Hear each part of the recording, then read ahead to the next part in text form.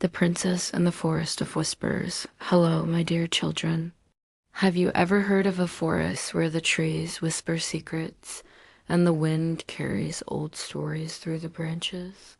Long ago, in a faraway kingdom, there was such a forest, mysterious, endless, and filled with voices only the bravest could hear. In that same land lived Princess Amara. She was kind and gentle, but unlike most princesses, she loved to wander alone, to listen to the world around her. She spoke to birds on the palace walls, to butterflies in the gardens, and even to the river that flowed beneath the bridge. Her father, the king, often shook his head and said, "Amara, you must not stray too far. The Forest of Whispers is no place for a princess." But Amara's heart longed for the forest. She wanted to know its secrets. One golden morning, as the sun rose like a crown over the hills, Amara slipped away from the palace. She wore a simple cloak and carried only a basket with bread, water, and a flute carved from willow wood.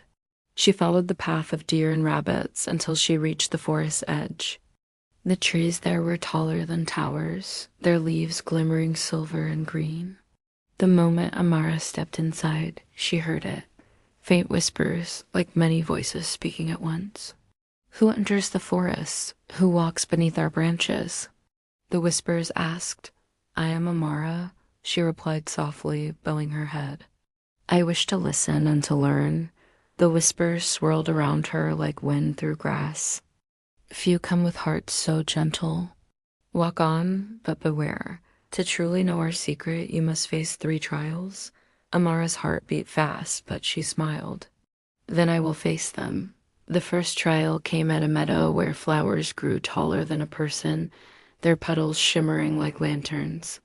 Among them lay a wounded deer, its leg caught in brambles. The deer's eyes pleaded silently.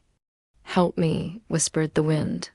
Amara set down her basket and carefully untangled the thorns. She tore a strip of cloth from her cloak and bound the deer's leg. The animal licked her hand gratefully and vanished into the trees.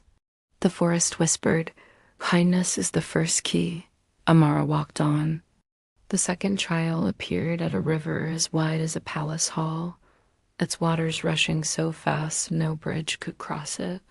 On the other side sat an old woman with a staff, her face hidden by a hood. "Princess," the woman called, "if you wish to cross, you must give up something precious." Amara thought of her basket, but it was simple.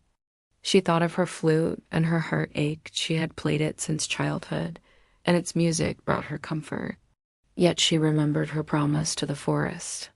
Taking a deep breath, she placed the flute into the rushing waters. At once, the river parted, forming a shining path. The old woman lifted her hood, revealing a face made of leaves and light. "Sacrifice is the second key," she whispered before fading away. Amara walked across the path and entered deeper into the forest. The third trial came as dusk fell. In a clearing stood a great oak tree, its trunk wider than the palace gates. At its roots lay a shadowy figure, neither beast nor man, but a shape of darkness with glowing eyes. "You have shown kindness. You have given sacrifice," it hissed. "But to take the forest's secret, you must face your fear. Step closer or turn away." Amara trembled. The air grew cold, the whispers hushed. Yet she remembered the deer, the river, and her promise. Slowly she stepped forward. The shadow rose high, then dissolved like smoke in the wind. The oak tree shone with light, and the whispers returned, gentle and warm. "Courage is the third key." From the heart of the oak a door appeared, glowing with golden vines. Amara pushed it open and found herself in a secret glade. There, the forest spirits gathered creatures of mist and leaf, glowing like stars. "You have passed the trials," they sang. "Kindness, sacrifice, and courage have opened the heart of the forest. Few mortals are chosen, but you, Amara, shall carry our secret, that the greatest power is not gold or crowns, but a heart that listens, gives, and stands strong." They placed in her hand a seed, shining like crystal. "Plant this in your kingdom. and a tree shall grow that whispers wisdom to all who listen. Amara bowed, her eyes shining with gratitude. I will honor this gift. When she returned to the palace, her father saw the seed and asked what it was. Amara told him of the trials, of the deer, the river, and the shadow. The king, once stern, wiped a tear from his eye. You have found what even I could not, my daughter. Plant the seed, and may our people learn from its whispers. They planted it in the palace gardens. From it grew a great tree whose branches spread wide, and whenever the wind blew, it carried voices of wisdom through the kingdom. People came from far and near to sit beneath it, listening to the forest's gentle truths.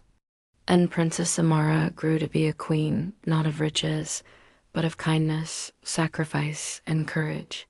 The very keys she had carried through the forest of whispers. Moral: true wisdom comes not from power or riches, but from kindness, sacrifice, and courage.